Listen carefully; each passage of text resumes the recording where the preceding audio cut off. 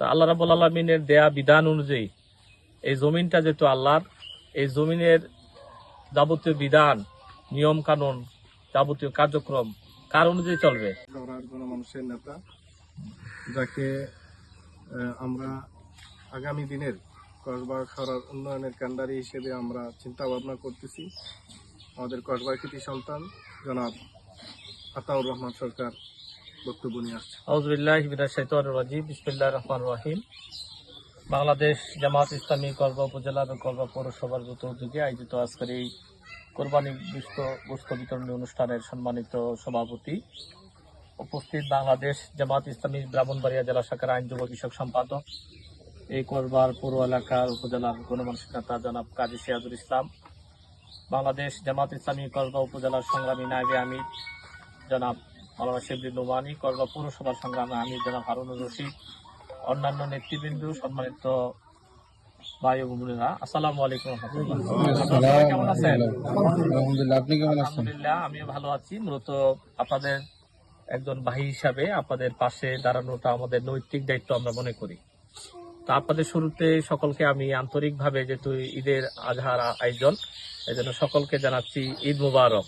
ঈদ মুবারক। তো আল্লাহ রাব্বুল আলামিনের দেয়া বিধান অনুযায়ী এই জমিনটা যেহেতু আল্লাহর, এই জমিনের যাবতীয় বিধান, নিয়ম কানুন, যাবতীয় কার্যক্রম কার অনুযায়ী চলবে? আল্লাহর বিধান অনুযায়ী চলার কথা। জামাত ইসলামী মূলত আল্লাহর জমিনে আল্লাহর দ্বীন কায়েম করার একটি আন্দোলন, আল্লাহর দেওয়া বিধান অনুযায়ী এই জমিনটা পরিচালনা করার একটি আন্দোলন।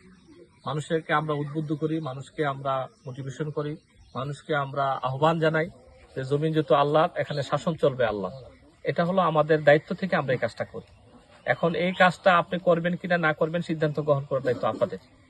তো আমরা আপনাদেরকে আন্তরিক মুবারকবাদ জানাই। আমরা যে কাজটা আপনাদের সামনে নিয়ে এসেছি, আমরা এই কসবা আখাউড়ার কয়েক সহস্রাধিক মানুষের কাছে, আমাদের ভাই বোনেরা, আমাদের যারা যেখানে আছে, তারা কয়েক সহস্রাধিক মানুষের কাছে আমাদের পক্ষ থেকে তাদের সহযোগিতাটা পৌঁছে দেবেন ইনশাল্লাহ। আমরা আনুষ্ঠানিক কিছু ক্ষুদ্র পরিসরে এখানে জাস্ট একটু আনুষ্ঠানিকতা আমরা করছি। আমরা আপনাদের কাছে যে কথাটা বলতে চাই, এখানে যারা আসলেন, আমরা যেটা দিলাম, এটা কারো কোনো দয়া না, এটা আপনাদের অধিকার।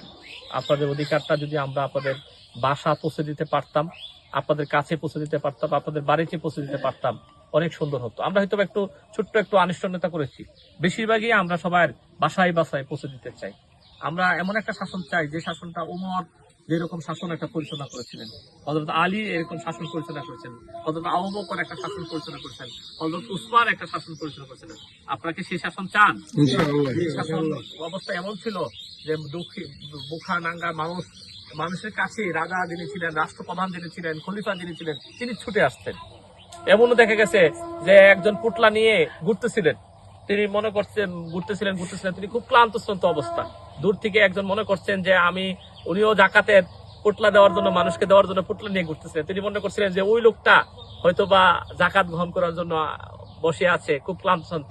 ওনার কাছে গিয়ে বলতেছিলেন যে দেখেন, আপনি কোথা থেকে আসছেন জানি না আমি, কিন্তু আমি একটা কাজ নিয়ে ঘুরতেছি, আপনি আমার এই দায়িত্বটা পালনে আমাকে একটু সহযোগিতা করেন। তখন তিনি বলতেছেন, তিনি বুঝে ফেলছেন ঘটনাটা কি। তিনি বলতেছেন, আমিও অনেকদিন ধরে ঘুরতেছি, যে আমার যে দায়িত্বটা আছে, এই জাকাতটা যারা জাকাত পাওয়ার মতো লোকের কাছে জাকাতটা কি করে দেবো, পৌঁছাই দেবো।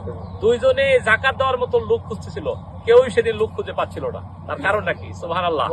তার কারণটা হলো ওই সময় মানুষের দারিদ্রতা যেটা ছিল, মানুষের যে সমস্যাগুলো ছিল, এই সমস্যাগুলো সমাধান রাষ্ট্রের দায়িত্ব ছিল। রাষ্ট্র তখন এই সবগুলো সমস্যার সমাধানের চেষ্টা করেছে। ইসলামের শাসন অনুযায়ী দেশ পরিচালনা করার কারণে, কুরআন অনুযায়ী দেশ পরিচালনা করার কারণে সেদিন স্বাভাবিকভাবে এই রাষ্ট্রটা স্বাভাবিকভাবে সেভাবে চলেছে, যে শাসনটা মানুষের কল্যাণের জন্য ভূমিকা রেখেছে। তো আমরা মনে করি যে আজকে যারা এখানে এসেছেন, আমাদের এই আশাটা, আমাদের এই কল্যাণের কাজটা, এই পুরাটাই আমরা চাই যে আমরা একটা সুন্দর একটা সমাজ চাই, সুন্দর একটি ব্যবস্থা চাই, সুন্দর একটি কাঠামো চাই। আমাদের রাষ্ট্রটা দেখেন, ৭১ সালে আমরা স্বাধীনতা লাভ করেছি। এই স্বাধীনতা লাভ করার পরে আমাদের মৌলিক অধিকার ছিল অন্ন, বস্ত্র, বাসস্থান, চিকিৎসা, এগুলো আমাদের অধিকার ছিল। কিন্তু আমাদের অধিকার কি কেউ ফিরে দিচ্ছে আমাদেরকে? কেউ আমাদেরকে ফিরে দেয় নাই। সবাই প্রতি বছর নির্বাচন যখন আসে, তখন আমাদের কাছে আসে, আমাদের কাছে ভোট চায়। আর আমরা তখন অনেক সময় তাদের প্রতি রাগ থাকে, খুব থাকে, কষ্ট থাকে, তারপরে একটা পর্যায়ে মনে করি যে আরে একটা ভোট দিয়ে দিই। এদিকে তারাও আমাদের কাছে আসে তাদের মতো করে, আবার আমরাও আমাদের দায়িত্ব যেভাবে পালন করার কথা আমরা সেভাবে পালন করতে পারি না। অথচ একজন মানুষ হিসেবে আমার বিবেক বুদ্ধি দিয়ে চিন্তা করা দরকার যে আমার ভোটটা একটা অধিকার, আমি যাকে প্রয়োগ করব তিনি আমার একদিন শাসনভারের দায়িত্ব গ্রহণ করবে, তিনি আমাকে পরিচালনা করবে।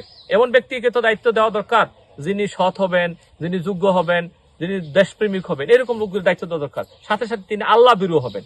অনেক যোগ্য সম্পূর্ণ সমাজে অনেক মানুষ আছে, অনেক দেশপ্রেমিক মানুষ আছে, কিন্তু তার মধ্যে সততার কি আছে? ঘাটতি আছে।